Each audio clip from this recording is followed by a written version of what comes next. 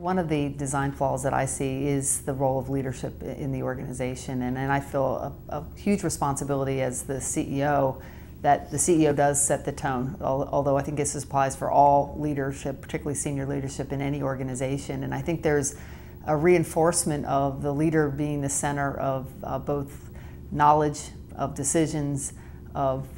spotlight, so whether it be internal to the organization, but I'd say just as damaging external, that there's a high expectation that the leader has to have the answers, they have to have certainty. And we know that one, there's never certainty, and two, that the knowledge in the organization is really probably the best in terms of driving solutions and really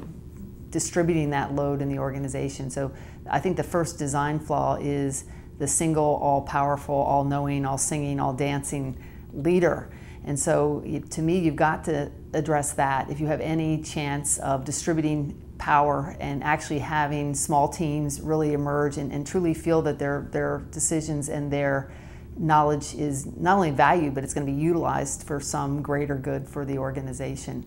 And so when I think about what's driving that, some of it obviously is external, but I'd say a lot of it is how the leader views their role and their own comfort with giving up that power. And so you can imagine the cues they get that it's reinforced, boy, you're very knowledgeable, look how much knowledge you have and how many great decisions you made on this day. And to say that I'm not here to make all the decisions, I'm actually here to be the person to be the architect or the conductor that's really trying to make the overall system work, and my job is actually not to get in the way and be a barrier to decision making. So it takes a lot of courage, I think, of the leader to start with basically changing that whole paradigm that we keep reinforcing in print, reinforce with our heroes of who the great CEOs of the past have been. And I think if we don't change that paradigm where the true leaders will be measured by how much of that they distributed through the broader organization